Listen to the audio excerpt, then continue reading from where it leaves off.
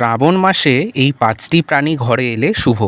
জ্যোতিষমতে এই ৫টি প্রাণী আপনার বাড়িতে এলে কী ফল লাভ হবে, ৫টি শুভ সংকেত নিয়ে আসছে এই প্রাণীগুলি।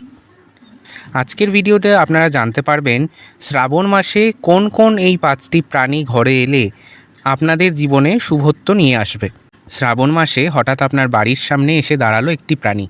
আপনি কি জানেন, জ্যোতিষ ও লোকবিশ্বাস অনুযায়ী সেই প্রাণীর উপস্থিতি কখনো কখনো জীবনের অর্থ, কর্ম, সম্পর্ক, মানসিক শান্তি কিংবা ভাগ্যের পরিবর্তনের প্রতীক হিসাবে দেখা হয়।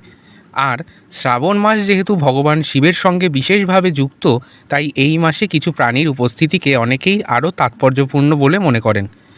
আজ আমরা জানব ৫টি প্রাণীর কথা, এমন ৫টি প্রাণীর কথা যারা শ্রাবণ মাসে আপনার বাড়িতে বা বাড়ির আশেপাশে এলে প্রচলিত বিশ্বাস অনুযায়ী কী ধরনের জ্যোতিষীয় শুভ ইঙ্গিত বহন করতে পারে।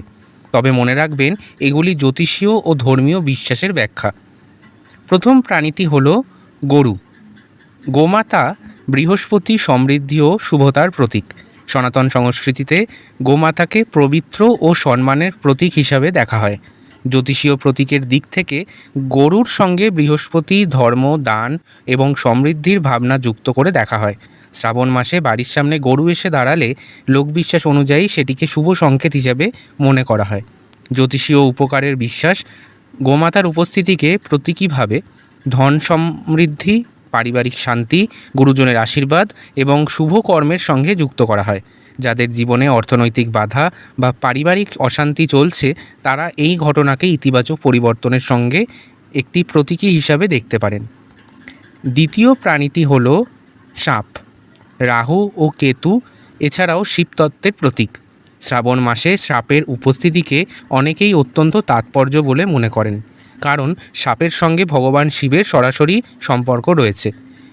জ্যোতিষে নাগ বা সর্পকে অনেক সময় রাহু, কেতু এবং নাগতত্ত্বের সঙ্গে যুক্ত করা হয়। জ্যোতিষীয় ইঙ্গিত, লোকবিশ্বাস অনুযায়ী বাড়ির আশেপাশে সাপের উপস্থিতিকে কখনো কখনো আটকে থাকা কাজে পরিবর্তনের ইঙ্গিত, পুরনো বাধা কাটিয়ে ওঠার প্রতীক। রাহু ও কেতুর সংক্রান্ত অস্থিরতা নিয়ে আত্মমননের সংকেত হিসাবে বিশেষ ব্যাখ্যা করা হয়।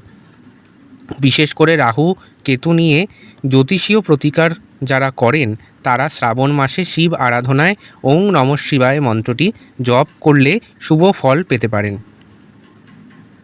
তৃতীয় প্রাণীটি হল নন্দী বা ষাঁড়।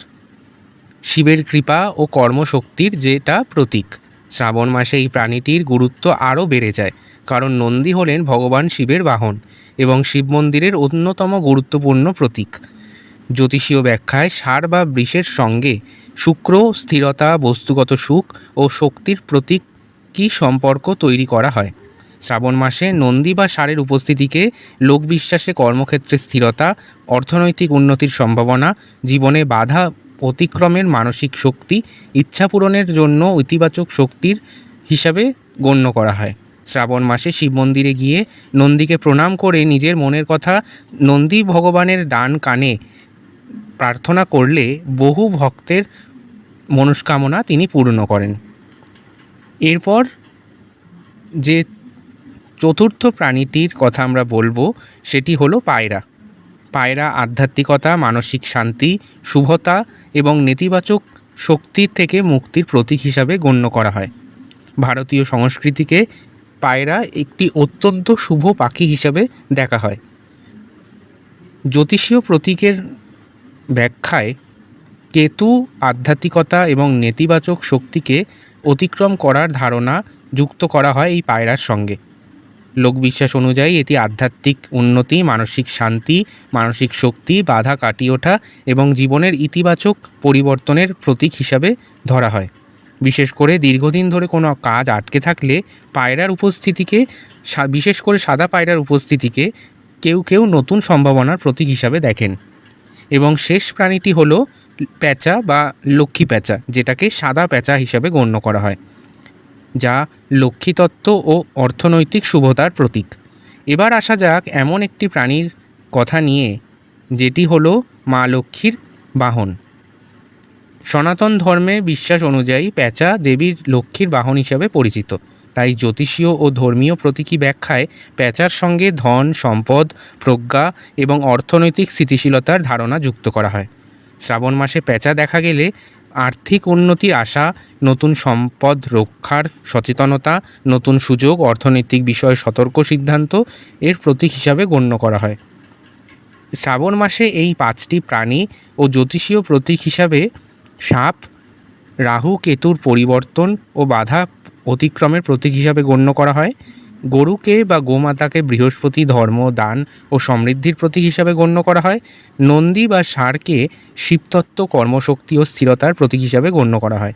এছাড়াও পায়রাকে মানসিক শান্তি, মানসিক শক্তি, আধ্যাত্মিকতা এবং নেতিবাচক অতিক্রমের প্রতীক হিসাবে গণ্য করা হয়।